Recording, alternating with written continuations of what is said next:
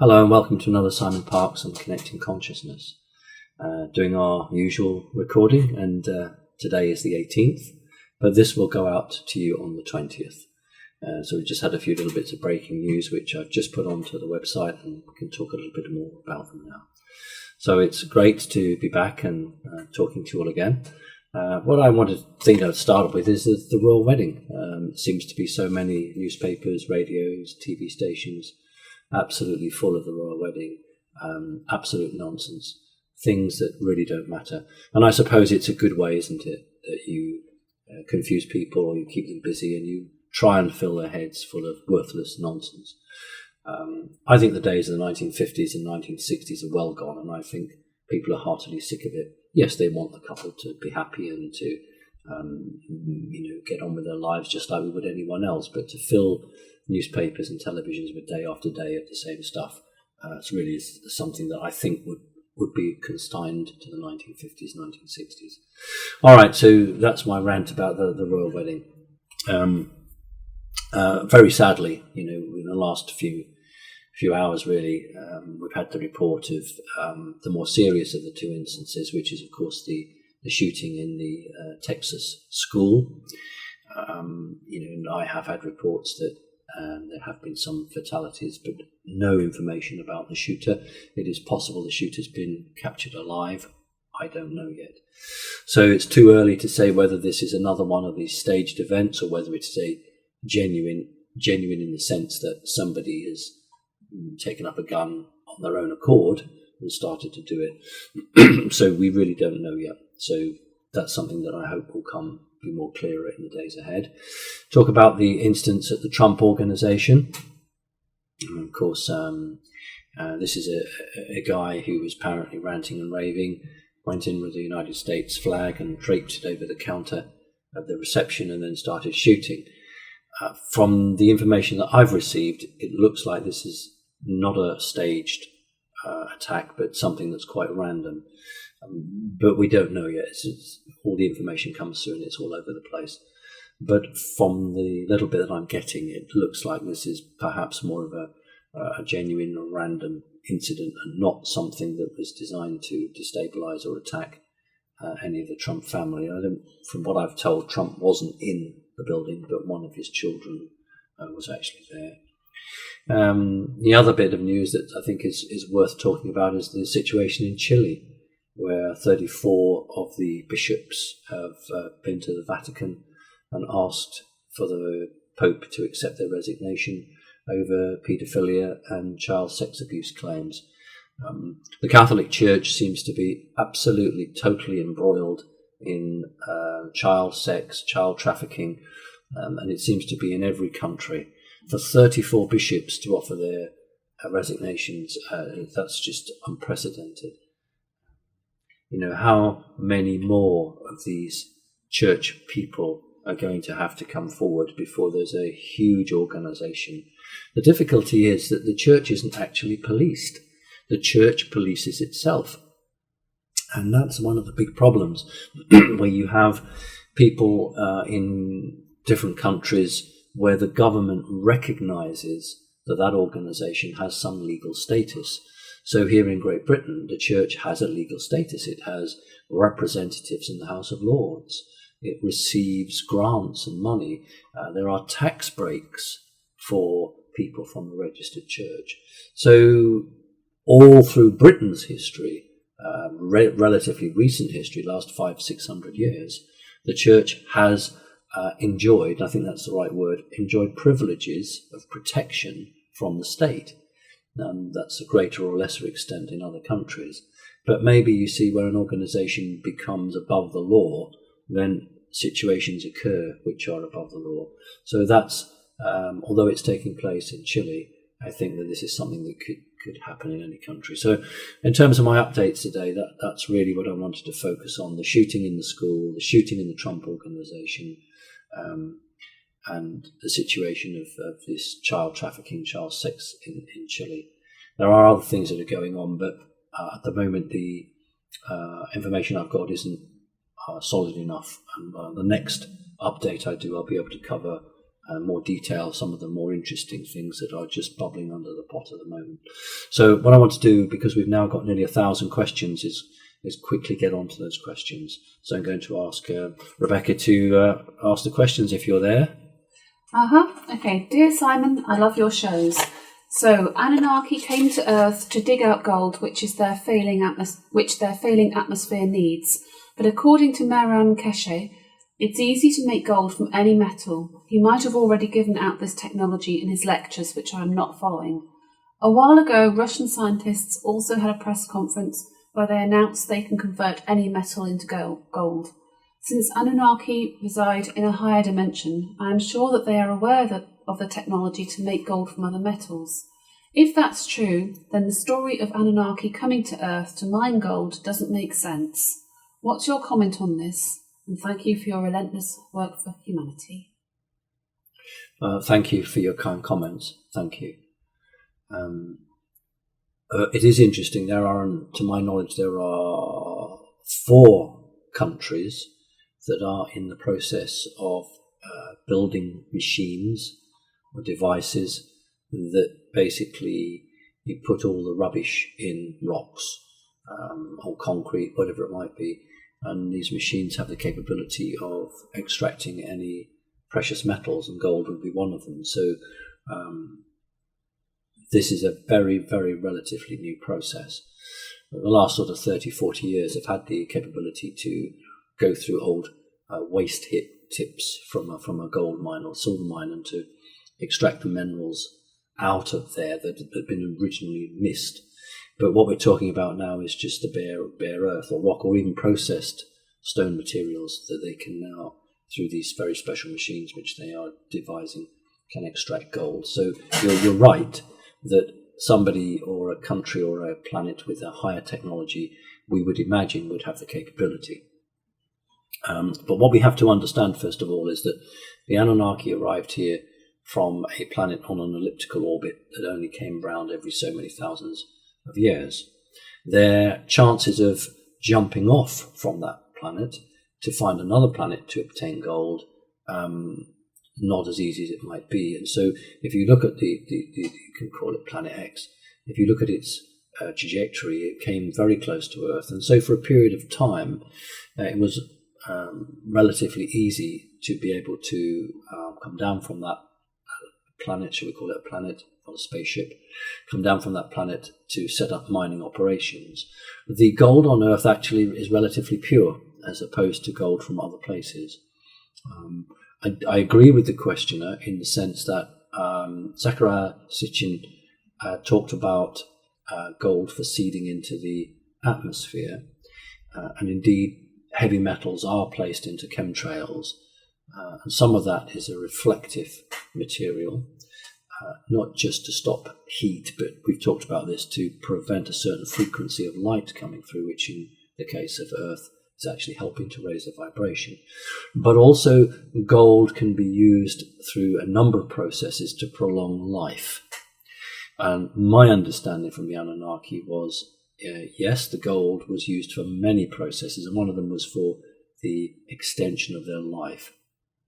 And so if you have a planet which is Earth within a very close distance from your original base, then it made perfect sense to come here and mine the gold, and you would have a number of uses for it.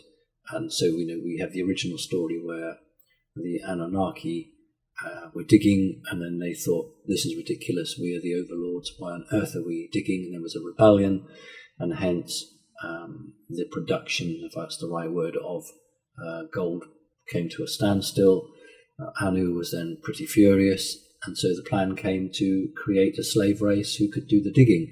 And that's where we get the two groups, the black or browner people who did the digging, and then the whiter people who tended the facilities, the gardens, etc. And that is where we get the division. So I hope that's an answer. So I accept what you're saying. I think there's a lot of truth in it, although I do believe that the gold was something they wanted to put into the atmosphere as well. Thank you.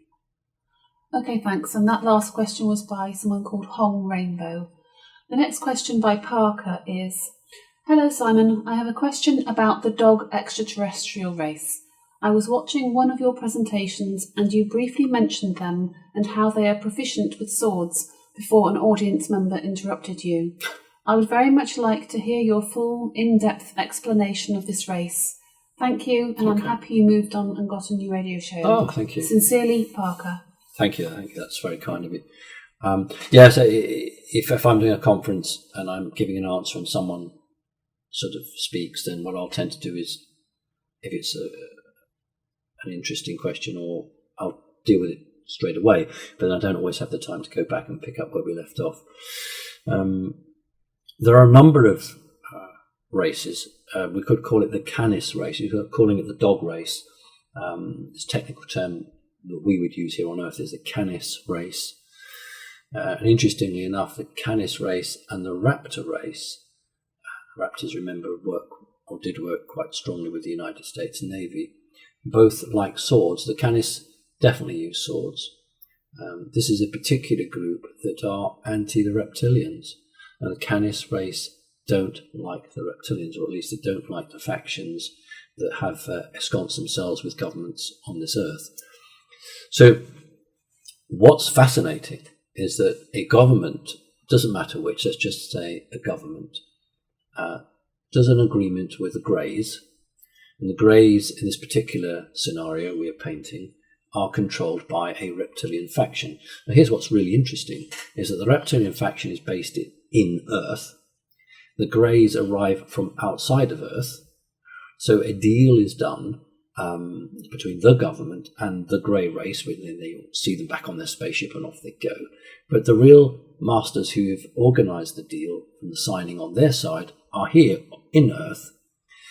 Now, that government, until very recently, would find it incredibly difficult to go behind anyone's back and then do another deal with an organisation or a group of off-planet entities that were diametrically opposed to the reptilians.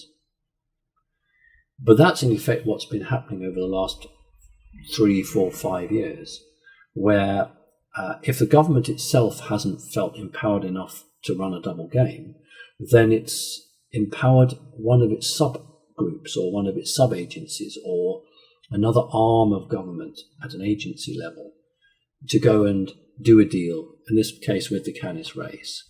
And the worry is, of course, that the government will be caught playing both sides. But this is something that's happening more and more and more as the reptilian force is becoming smaller, its influence is becoming less. Then there are other groups now that are trying to get in and take that void, trying to take the position. And I think it's very difficult for a government because they want that connection because it's anti-reptilian, but at the same time they don't want to replace one overlord with another. But the Canis race very anti the reptilians. They've fought many wars. There is a connection with the Canis race and Mars. Could I see any sort of treaty or group with them? I probably think I could. But in order for that to happen, then the power base for the reptilians has to be totally destroyed. And once that's happened, then I think a lot of side issues or side deals can be dealt with. And I don't necessarily see one big federation making a deal with Earth, but I see a number of treaties, shall we say. And I would say the Canis might well be one of those groups. Thank you. Okay, thanks. Next question is by Mark. Are all creatures of the Bigfoot, Dogman and Bearman types naturally evolved physical beings that exist multidimensionally? They have been seen to materialise and shape change, which indicates that all or some of them have unusual origins and powers. Thank you. I'm not qualified to talk on all of the range of the beings that you've mentioned. Indeed, there are some that you've not mentioned. But what I can say loosely is that some of the groups are indigenous to Earth, so they were literally born from the Earth. Others came here, so they're not actually of the Earth, but they came here to fulfill a role. And some of the groups are indeed genetic mutations or genetic experiments from many, many years ago. all of the creatures that you've described, oddly enough, are more spiritual than humankind on the planet. That is because they, for whatever reason, and I don't understand, they took a stronger connection to Earth than humans do now. So they became closer to nature, they became closer to the environment, they shunned mankind, they shunned the cities, technology, and although they are intelligent and hugely spiritual, they actually just want to live on their own. They don't want to be part of something bigger. There are a number of portals on the planet where it is possible to connect with these beings, and there are some very interesting stories that they are quite, some of them anyway, are quite fond of sweet, like candies. They are quite into certain things that we would think is quite amusing. So they do have a very strong connection to the Earth. As in terms of powers, yes, they do. Their powers are not physical powers. Their powers are of the mind, and more importantly, of the spiritual connection to the Earth. So I see them as part of the same way I would look at, elementals. Although an elemental has more of a role for protecting a particular environment within Earth or on Earth, these beings have taken the role to them as part of where they live. So I would say that they have the ability to heal and repair and to be at one with the environment that they're in. So they are an important aspect of the place they live, and that they should just be left alone. Thank you. Okay. Ben asks, are dairy products all right to eat? Dairy products okay to eat. I eat dairy products.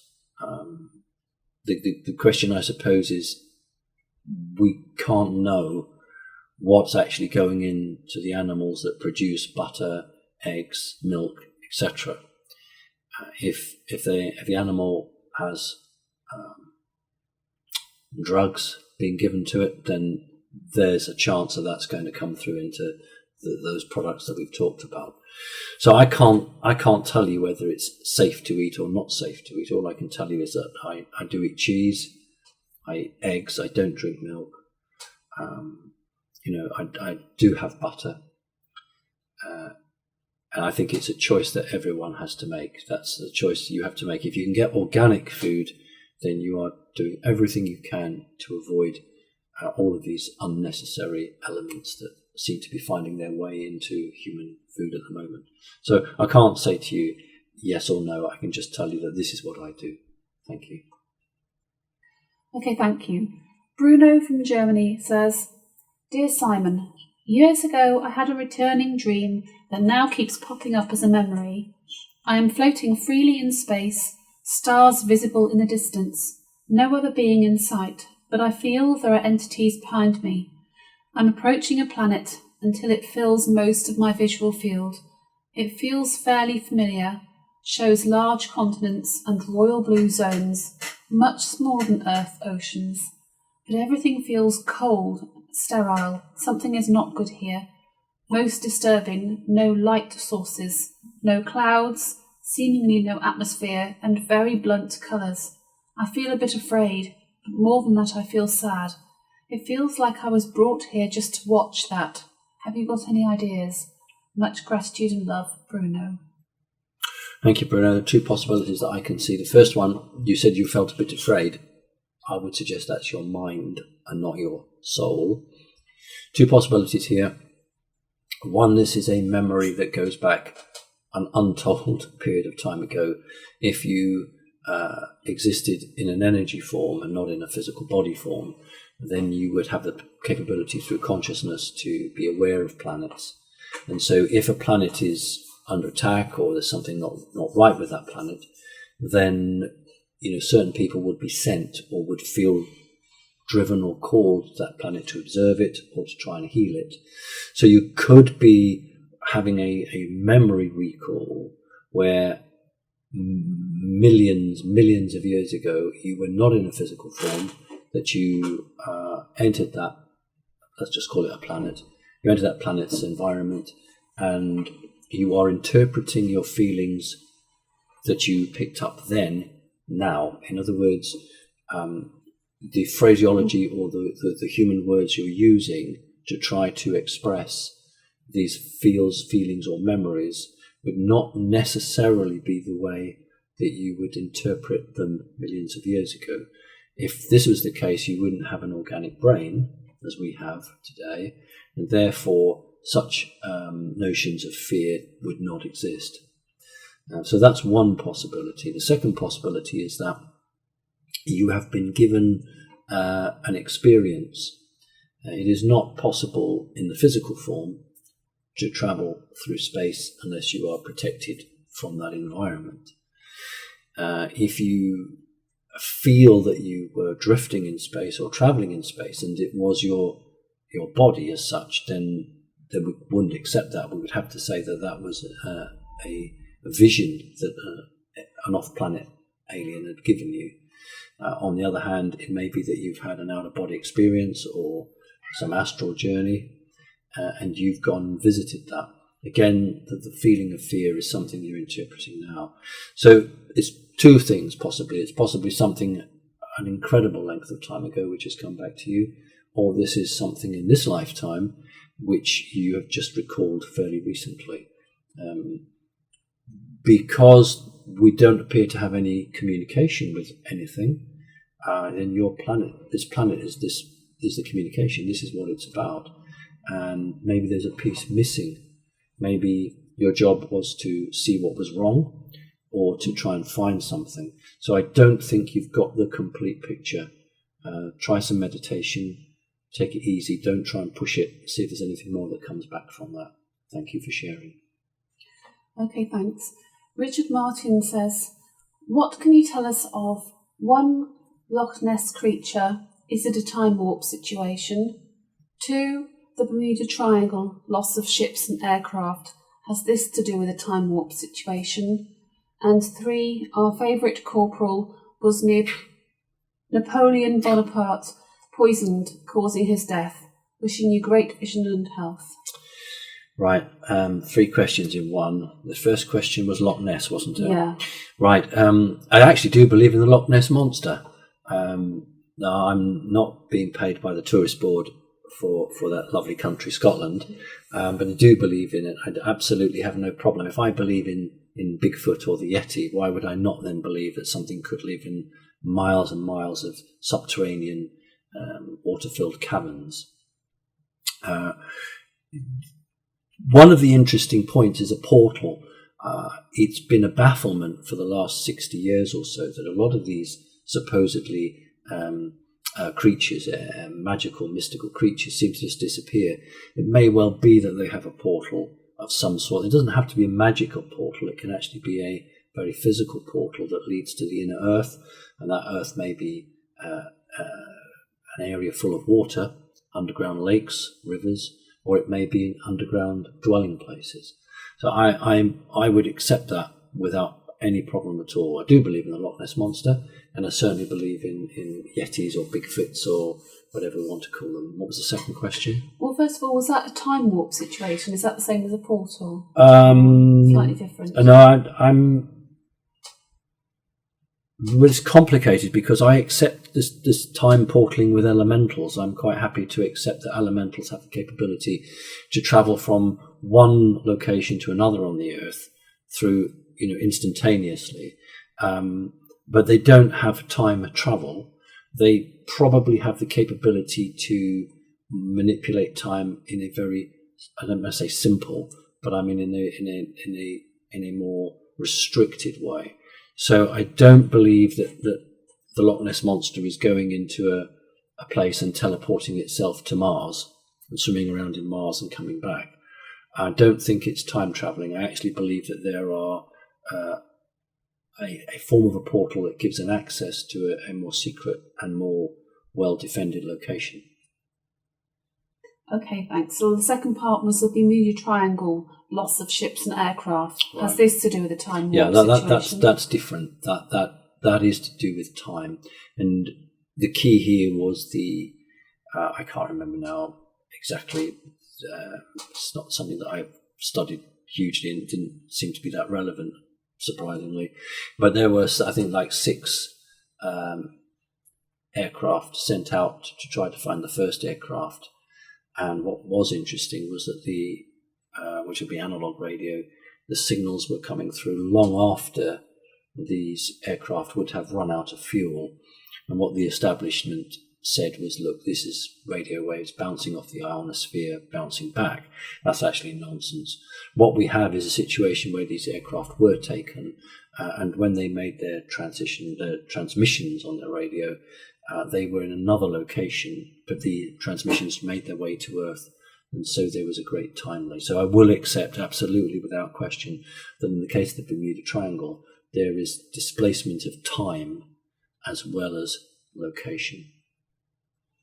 Okay, and the last part, was Napoleon Bonaparte poisoned, causing his death? I like the question. Was our favourite corporal. See, I immediately thought of Hitler when you said that, because isn't it funny how, they seem to be corporals? It's very odd that.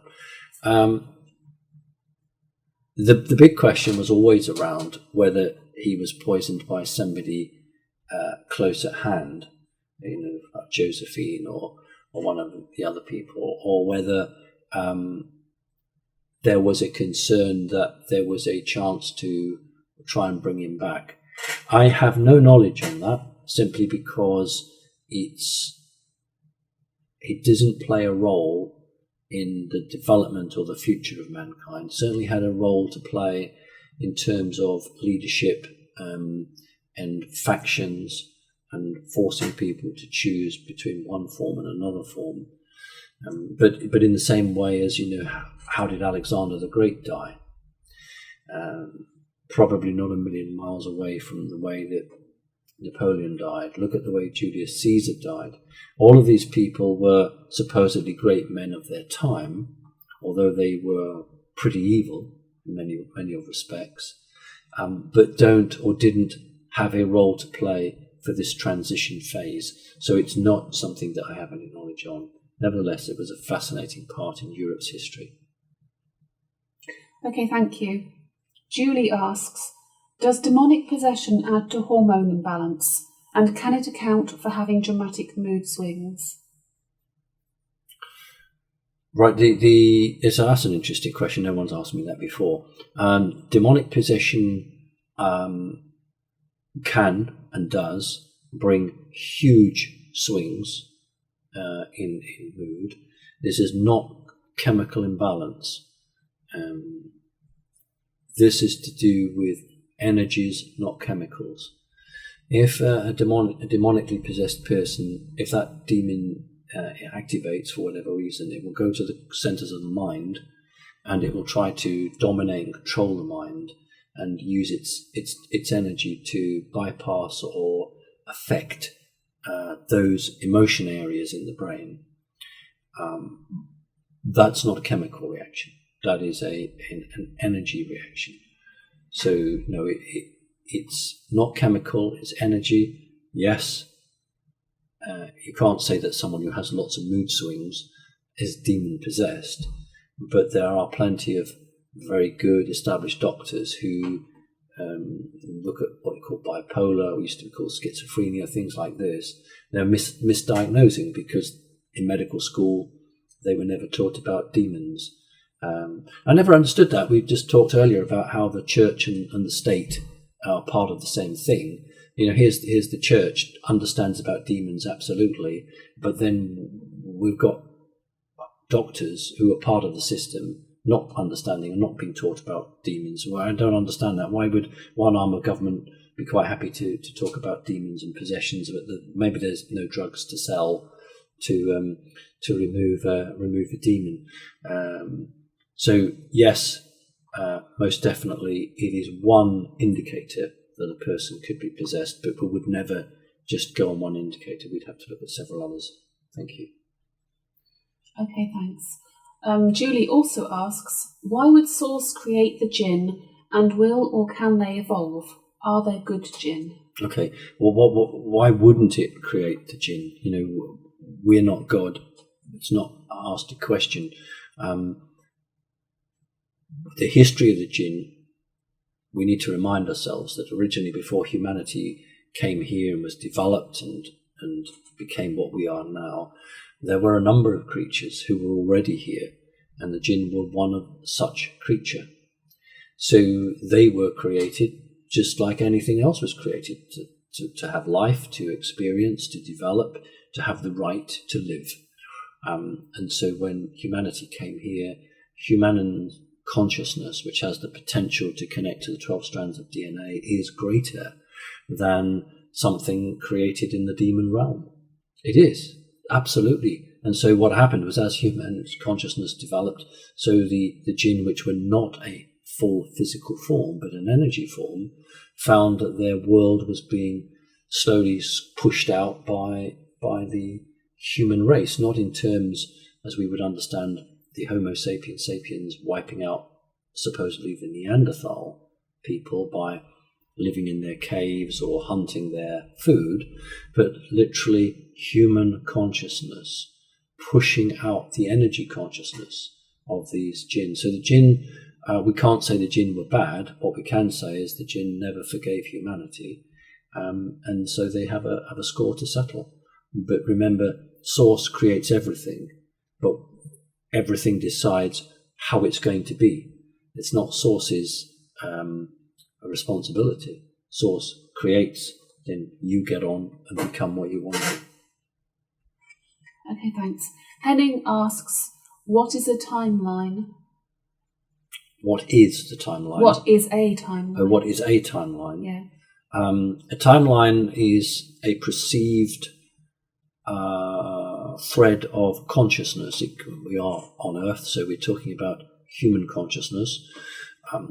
Humans unwittingly create the timeline. En masse, they decide where they want to go, and that's why television is so important, because it allows negative elites to attempt to push or direct human consciousness, and thus the human timeline, to a more profitable timeline for this individual group. So I've often said, if you think of a railroad line and you're running on that, somebody's ahead trying to switch the lever, switch the points and the tracks to make you jump. And there have been several jumps now where human consciousness has been hijacked and pushed onto a less positive timeline for humanity, and then it's been pushed back on again, and that's happened at least 3 times in the last 30 or 40 years that I'm aware of. So a timeline is any trajectory of a living group that has established that it is living and it has a future. And that's what's being fought over, that timeline. Thank you. Okay, thank you. Now this is a long one from Cheryl. I was told by a medium that I was one of the original fire starters. Can you help me put this into context of earthly history? I do have past life memories, mostly the day I died in more recent past lives, but I also had a vivid dream, like visions of an ancient past life, inside the planet, where I was basically a fire stoker in some sort of cavern. This place, I was an exceptionally large male who only longed instead to spend his days in another ginormous cavern that was filled from floor to ceiling with rows of books of knowledge. I have a nagging curiosity for the relevance of existence to purport my chosen purpose. Thank you for being so kind and caring in your efforts to help so many. Well, that's a very, very kind thing for you to say. Thank you. The term you've been given is fire starter. I have a different term, which is fire maintainer. And this is the thing, we have different terms and different phrases, but maybe we sort of understand the same thing. A very long time ago, there was more activity underground than there is today. I know that sounds crazy because we we often talk about underground bases, etc., etc. But it was actually very difficult to live on the surface. If you go back to Zecharia Sitchin's and the story of the Anunnaki, there were certain areas of the earth that were colonized, and indeed it was seen as dangerous to go outside of those enclaves. Now that's relatively recently, 250 or 300,000 years. What you're talking about here is millions of years ago, and there really been wide aspects of the planet that were unsafe, maybe because of a form of radiation, maybe other forms of waves that we don't understand today and we don't come across.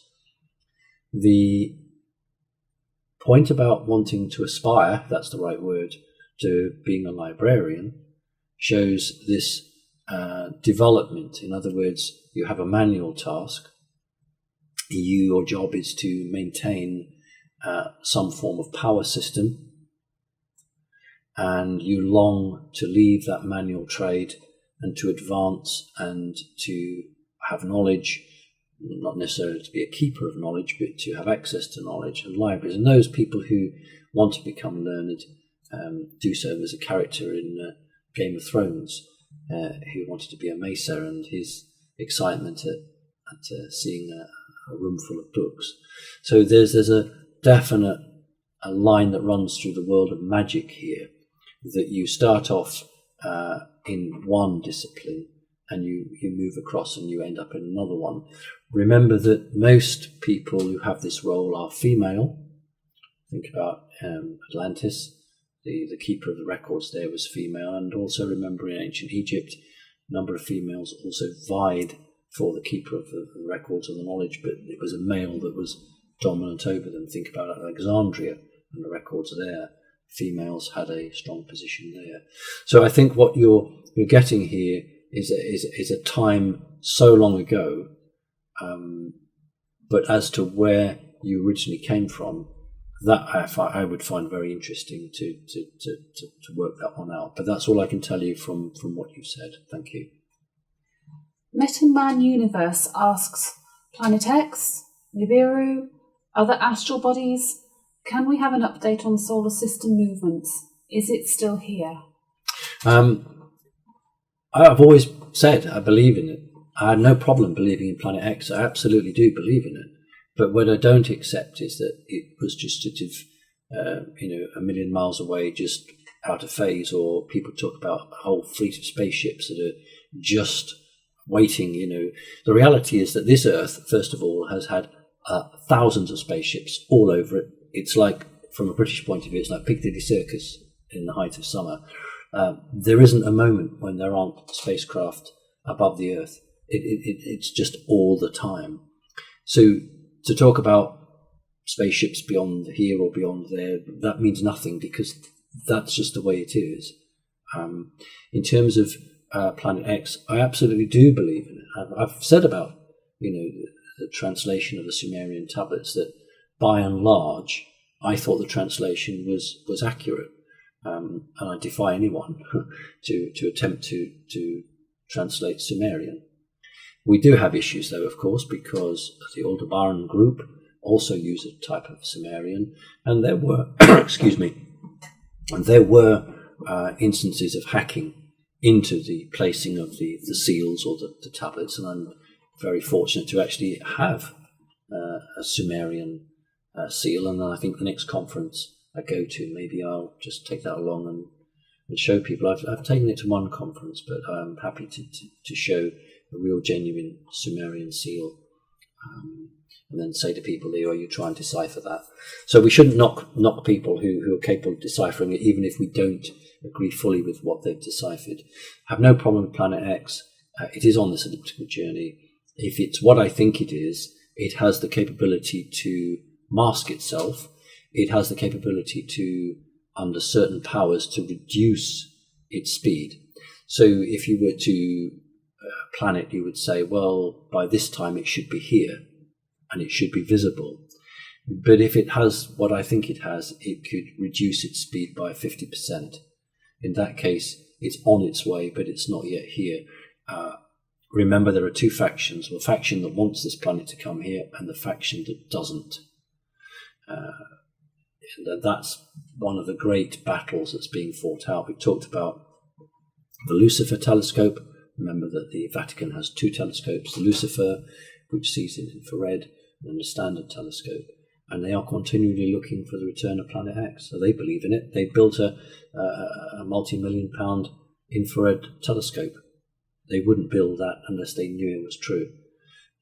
So yes, it'll come back at some point. It's not going to hit the Earth. It may come pretty close, but it's not going to wipe out life.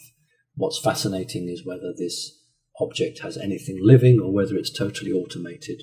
And that's part of the excitement. Thank you. This question is from Lizzie. Is it possible the Norse goddess Hela is controlling some of the dark agenda? She has attacked me in dreams for what feels like an eternity, not just because of the new Thor movie. Oh, I haven't even seen a new Thor movie. I didn't even know there was one. Perhaps you should watch it. We talked about this before in a broad sense, that some of the Norse gods were simply the personification in a particular time age of the Earth to bring back those gods that had been here many thousands of years before that, and to update them and put them into a theme or a method that the local population who had been chosen to receive those gods would be best likely to accept them. A number of people on the Earth will have a soul that has been here many, many years and has been with those families. And it's not impossible where one deity finds a human being on the planet with a soul in that person who has many, many hundreds of years ago maintained a position in a royal court. And so you will be attacked. So if you are related in some way, and yet you are in a human body, then most definitely you will either be loved or hated. So there is that possibility to it. If you're being attacked, then you need to seek assistance. That's wrong. You shouldn't have to put up with that. You need to understand really who's behind it. We need to understand why, what's the rationale here, and then once you've understood that, you'll be in a position to stop it. Thank you. Okay. Sanka Bhattacharya asks, are the Sipapu of the Native Americans stargates or interdimensional portals? What are the nature of underworlds that they describe to have emerged from? Right. Sometimes we use the word stargate or portal, meaning the same thing. My understanding and my clarification would be that a stargate allows you to move from one location to another location, not necessarily in the same solar system. A portal, you could describe as a portal as that, but a portal can also be something that takes you from your sitting room to your bedroom without walking. So for me, my understanding, the way I use the terms as a portal, it could be a very localized event, but a stargate is something that has an encoding system on it. Portals don't always have encoding system. You could just walk straight to a portal, you come out the other end. But a stargate would attempt to have an encoding system, and then that, which I can't remember now, that TV serial Stargate SG, whatever it was, they did, I believe, show some form of coding tumble lock. Whether that's true or not, what is true is that they are coded, they are locked. What was the rest of the question? Because I've lost that now. The second part? Yeah. Well, it was also, are the Sipaku Native American stargates, they're like lowered floors. I believe that they were a form, not stargates. I think they were a form of portal or teleportation device for, I would say, within 500 miles. So to allow a teleportation within 500 miles. These beings had the capability of living underground, but also of connecting with something that was perhaps orbiting the Earth. So I don't see them as stargates. I don't see them as portals. I see them as something in between. Okay, and the second part was, what are the nature of underworlds that they describe to have emerged from? We have an issue with underworlds because if we're not careful, we will envisage hell.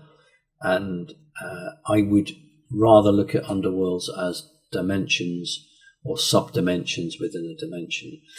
So if you're on the third dimension, how can you have a dimension below you? But if you exist in the fourth dimension, then you can have sub-dimensions within the fourth. So if we talk about underworld, then I would want people to try to envisage, if you can, a fourth dimensional world or an environment that maintains a fourth dimensional environment within a third dimensional planet. But within that, there are sub-dimensions, and we could call that underworld, or as literally in a relatively recent film called The Chronicles of Riddick, which if you haven't seen, please watch it. They use the term underverse, which is very good. Someone knows their stuff. We talk about multiverses. So in this case, if we subtract the word underverse with sort of underworld, then you've got an exact match. Thank you. Okay.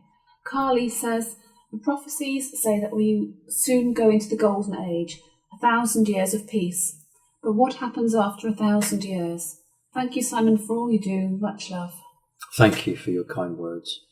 I actually do believe in the golden age. You would call it the golden age. That's a mineral metal, isn't it? But I know what it's trying to put across here. I never believed that we were going to be wiped out. I've never accepted that the Illuminati will massacre 75% of us and the rest of us will be reduced to grubbing around for roots and living in stick houses. I actually do believe that humanity, or the vast majority of humanity, has the opportunity to evolve and to make its way forward. What was the name of the person who gave the question? What was the name of the person? I think it was Carly for that question. Right. Let me just. That's okay. Moving on to the questions. It's just interesting that that's an Indian name, isn't it? And we often look to spiritual environments from India to talk about the future and the way it would go.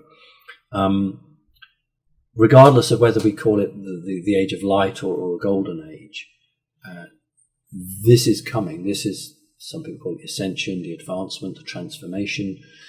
What we understand is a real opportunity to throw off the shackles and to finally understand what it is to be human, to actually develop and be strong enough and to go into the fifth dimension. Some people say, well, how do we jump through the fourth?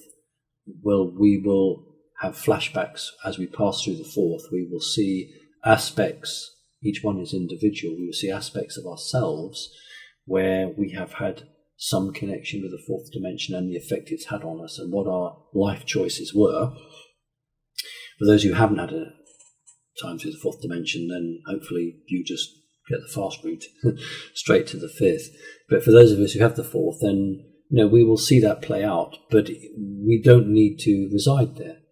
We don't need to stay there. And if you think about the teachings, particularly from India, they've always taught about transcendence, a moving forward.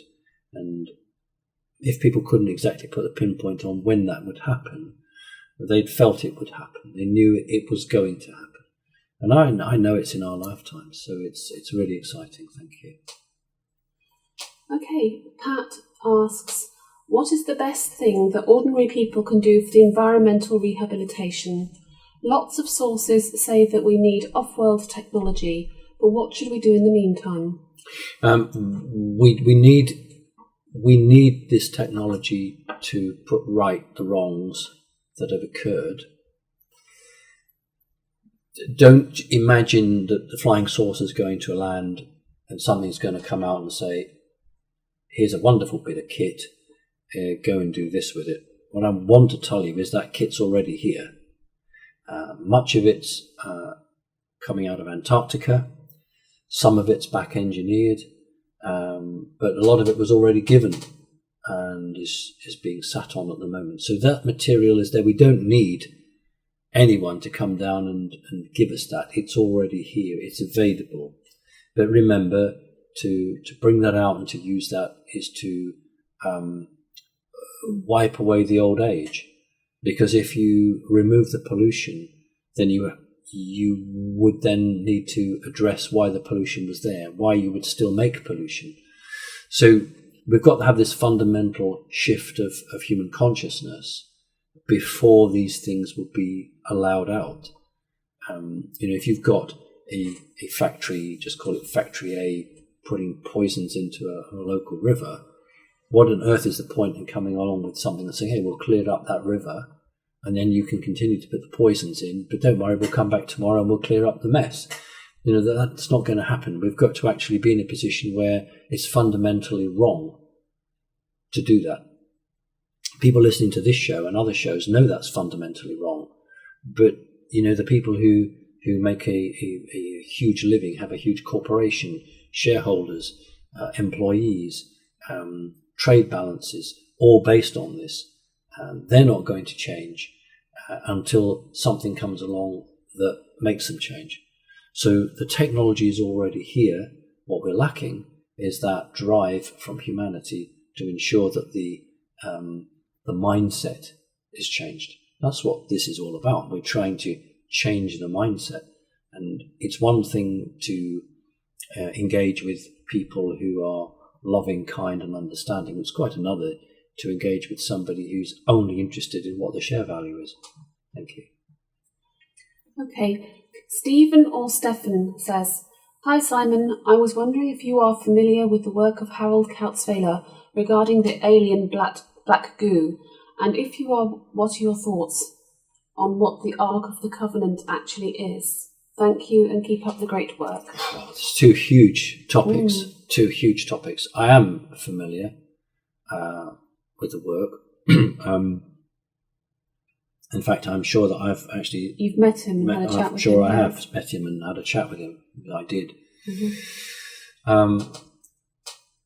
For me, what was more important was his understanding of fourth dimensional demonic entities. That, to me, was more important than black goo. He had, and I can't remember how now, he had come across and understood exactly what one of the major threats to humanity was and is, which is the combination of artificial intelligence with a demonic fourth dimensional entity. AI wants to experience and understand and subjugate biological matter. That hasn't been able to do that. So it wanted an intermediary stage, which is a fourth dimensional entity. So if you understand that fourth dimensional entities through demons can and do survive in the human body, then AI saw that as a great opportunity, a Trojan horse. AI couldn't invest a human body directly, but if there was a demonic force living in you, then AI could live in that demonic force because of its vibrational frequency. And because also most of these demonic entities have a huge amount of reptilian, and remember that AI was programmed by reptilians on their way here, therefore it has an affinity to reptilians. So what was more interesting was his drawing. There was a drawing that he had arranged to have done by psychics who had looked into a person who contained one of these demons, and his drawing, which was on the internet, I had seen somebody else draw that. So I knew he was genuine. I absolutely knew that the psychics had seen for real what was in the person, and I knew that he was trying to bring to the attention of the public one of the great threats facing humanity. And then he was hammered left, right and centre. The demonic satanic forces got onto him. He was attacked in so many ways. So there you have a genuinely good person who was knocked off course a little bit, and really, really, really had a hard time.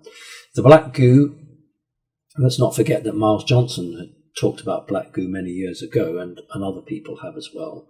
Remember the Falklands War, black goo had quite a strong reason for why that war took place. It wasn't just about the Argentinians wanting the Falklands Islands so they could stick a flag on it. There was a lot more going on than that. So the two forms of black goo, there's a native form of black goo and an alien form of black goo. And that is something that, again, is artificial intelligence has entered the alien black goo. And it's just AI looking at different ways that it can try and get in through the back door. Did that answer the question, or was there something more to it? Kind of. And the last bit is, if you are, what are your thoughts on what the Ark of the Covenant actually is? Oh, well, it's not black goo. That's for sure. The Ark of the Covenant is still exists, actually. It's a huge creational device. If I was to say to you, we talked about stargates and portals, but if you imagine all of that rolled into one, I know some people have tried to understand it as a box that created electricity, and that, people who touched it dropped down dead. It certainly did have a static charge around it, but it was much more than an energy device per se. But maybe I could say to you that if you took that device and placed it in the pyramid, the Great Pyramid, and you had everything there that Ninurta hadn't destroyed or taken away, part of the wars, that device could, as a byproduct, the energy that it produced would act as a very powerful power supply. The only problem with it was, if you were going to use it like that, is maintaining it. It didn't, you put a plug into a socket and it gives you a set number of volts. And by and large, excluding power surges, you can rely on set current. Well, with that thing, if you tried to do that, you would have great peaks and troughs of power. And you would need a very, not just sophisticated, but a very mammoth-like device to sort of soak it up so that what it spewed out the other end was a much more even power. So the Ark of the Covenant was much more, I'm prepared to say, it was much more than just a power source. You could sit with a group of Knights Templars and have the most amazing discussion about what the Ark of the Covenant really was. So it's one of the big topics. Thank you. Okay. Sue Owens says, "So happy you're back, Simon. I've always wondered if using a pendulum is dangerous, like a Ouija board. Thank you." No, you absolutely. Thank you, very kind of you. I'm very happy to be back. Don't like being away. Doesn't seem right at all. No, it isn't, because when you're using a pendulum, you are using your higher self and your consciousness, and the pendulum works with you. Now, when you're channeling something or a Ouija board, this is an external object that's already got the mark of the beast on it. So channeling, remember, you can be channeling very genuine stuff, but something can attack it. Now, I know what you're saying. You've got your pendulum. How do I know that something's not going to affect it? It can't operate on a pendulum. Is a very simple thing. Pendulum is yes or no. Some people are more gifted and can get more out of it. But because, best way I can describe that is there's a very narrow band that the person would use it, and the negative forces can't manipulate within that. If you look at a Ouija board, you've got the potential to push this glass around and spell out letters and numbers. The ability here is much wider, and that gives it room to do it. Now, when you're channeling, yes, you might say I'm receiving a narrow channel of information, but what's happening is that the content of that can be hugely complicated. Whereas when you're doing your penduluming, it's simple yes/no answers. It's very hard for a negative force to do that, and also it's not profitable. Negative force can't get across a sentence to you. It can't get across a long history to you. Whereas with the Ouija board and channeling or or anything else, there's more potential for it. So as long as you connect your higher self to it, and you exclude, you do your protection, and I suggest for everything, every time you do anything like this, then you know that it's just going to be the purest information you receive. Thank you. Now, what I want to do is just to do my thank yous, because believe it or not, we're up to the hour. It just goes by so quickly. I want to thank people who so kindly donated, and as usual, I've had to write your names out because I can't remember your names.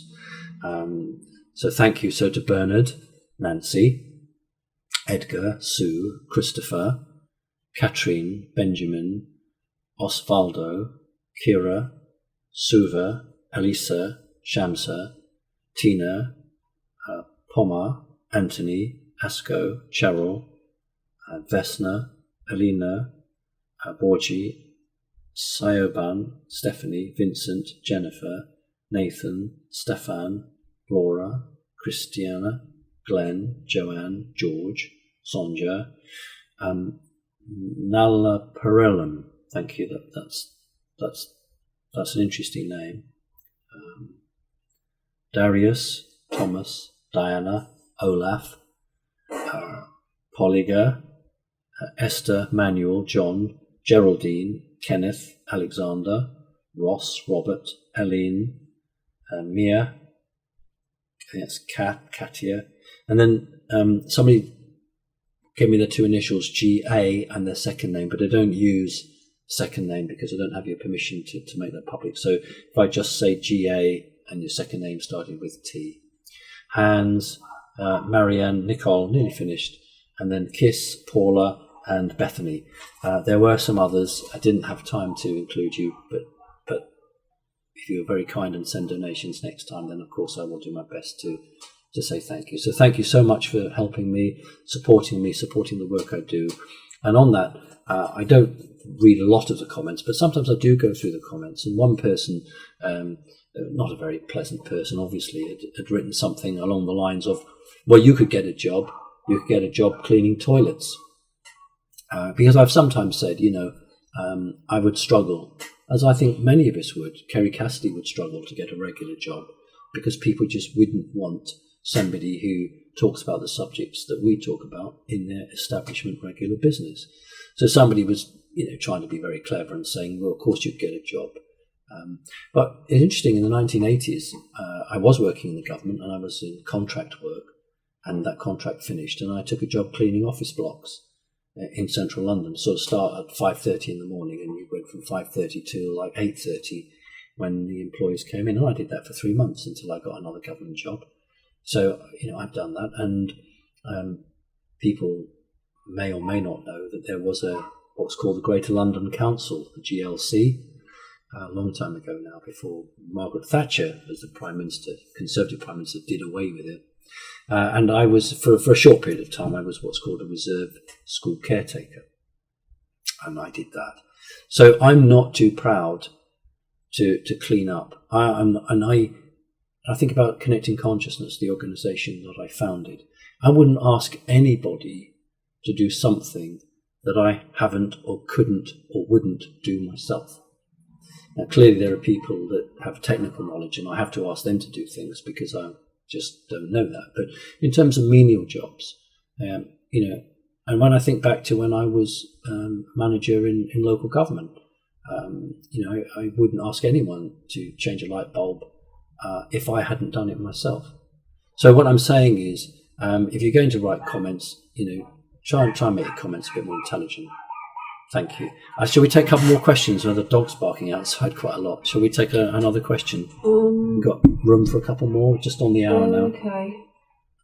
Okay, we've got one from Kay, who says, "Thank you, Simon, for all you've done for the world. I support you and bless you wholeheartedly for the good you have done to open our eyes. My question is, do you know the name that Mother Earth calls herself?" Thank you for those kind words. I do what I do, as indeed do many other people, because you just have to do it. Just couldn't not do it. Couldn't not do it. Well, the names that we have are names that have been given to people and over the years, people have reported those names. We use the word Gaia. The Sumerians or the Babylonians used the word Ki or Kaya. But if a person was able, fortunately, to enter into some form of communication with the Earth might use a name that she took to herself at that time in the seasons. I don't have a name for the Earth that I could say to you categorically, that is what the Earth calls herself. We use the word Earth, and that's clearly the word that we're supposed to use. But if we want to get more spiritual, then we would use another word. But I don't think we want to get hung up with it. In the third dimension, we're all given names by our parents or by the system. And what does it matter whether you're Fred or George or Geraldine? These are names given to us. And that's what we do. But the soul in our body, does that actually take a name? It's our physical form that gets the name. So we are recognized when we go to pay our taxes. Oh, you're paying your taxes. Oh, you are definitely number 68329171. Please pay here. But the soul doesn't operate in that confined environment. So I don't know the answer to that, because no one's ever sort of said to me, this is the definitive name. I know that the off-planet entities that I associate with just say the Earth. That's the term they call it.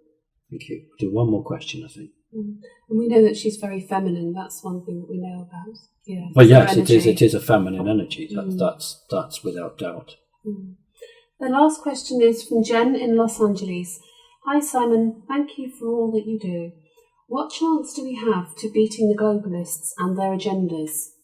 Do you think Donald Trump has been compromised by the deep state to go to war? Seeing the globalist French President Elizabeth Warren, Hillary and the Dems favoured war made me suspicious of the authenticity of the chemical attacks, and if it was indeed a real attack. Okay, we've got lots of questions. We've got lots of questions. So just ask me the first question, please. What chance do we have to beating the globalists and their agendas? Right, 100% chance. 100% chance. It's already been decided. And I've said this, that's not in question. What is in question is what sort of condition we're going to be like when we make the breakthrough. Will we be standing up or will we be crawling on our knees? That's the bit that I just don't know, and we don't know. It's not in doubt. What is in doubt is that what sort of condition, state, how many of us, what's going to happen when we come through the other end. So it's a positive answer there. It's the next question.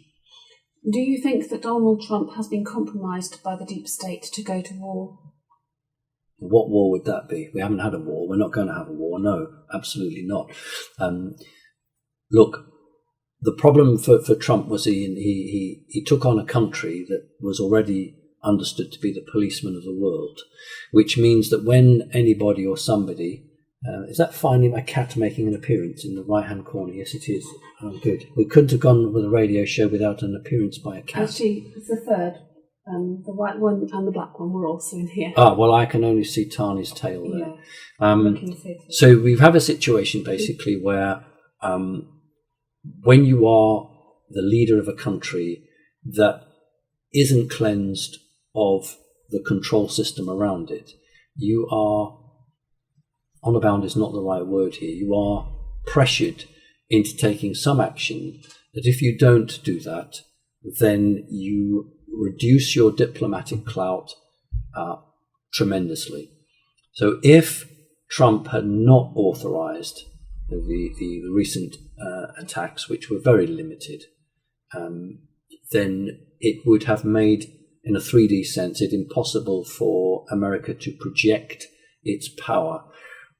Great Britain was the absolute past master at projecting diplomatic power. 99% of the time it achieved what it wanted diplomatically, and only 1% of the time did it have to send the military. The Americans are quite the opposite. They tend to send the military and then try and do the diplomatic stuff. The Jewish state does a mixture of both. So no, he's not been compromised. If he was compromised, you wouldn't have the press attacking him as they continually do. What's the next question? I'll read it out because I don't really understand it. Oh. Seeing the globalist French president Elizabeth Warren (in brackets outspoken critic of Donald Trump, out of brackets) Hillary and the Dems favoured war made me suspicious of the authenticity of the chemical attacks, and if it was indeed a real attack, who was the responsible party? Right. I think there might be confusion here over when we talk about President of France. I don't think it's referring to the President of France, referring to the EU President. She says the globalist French President, Elizabeth Warren. Right. Yeah, because Macron is the President of France. Mm-hmm. So we're not talking about... Macron is, of course, a placeman for the elite.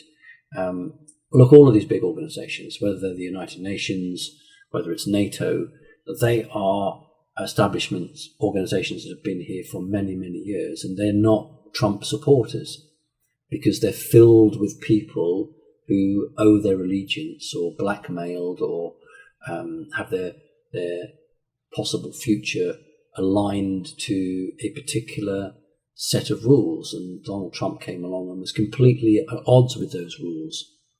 Now, those organisations aren't just going to say, oh, that's great, we'll go with Trump, because Trump is a president, which means he's got a minimum of 4-year term, but a maximum of 8 years. So these bad guys will play the long game. They'll say, well, you know what, 4 years, 8 years, doesn't matter, because he'll be gone, and then we'll have somebody else in differently. So that's the way they play them. Politicians are in for a limited term of office. That's why the system limits them. Because the system which really controls doesn't want politicians to have a period of time in excess of that, not because they think they want the public to elect people, that's got nothing to do with it. It's because they want politicians never to have the stability to be able to make change on the earth. The people who control the earth are those who don't have to have an election.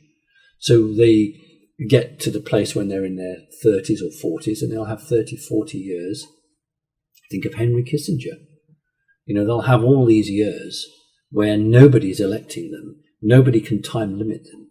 So it isn't politicians that we need to really worry about. It's the people who control the politicians. Right, well, we've done more than an hour. I want to thank everybody for listening. Thank you for your support. These are exciting times, and I'm not a doom and gloom merchant, and I'm not going to, try and make this more popular by saying to you we're going to be wiped out, and you've got to do this, and this is the best way to survive. I have always said that we need to be sensible. We need to prepare for certain situations, but genuinely and truly believe that we are going to be successful, and we, being human race, but to go back to what we said earlier, I can't be sure how many people will make it through.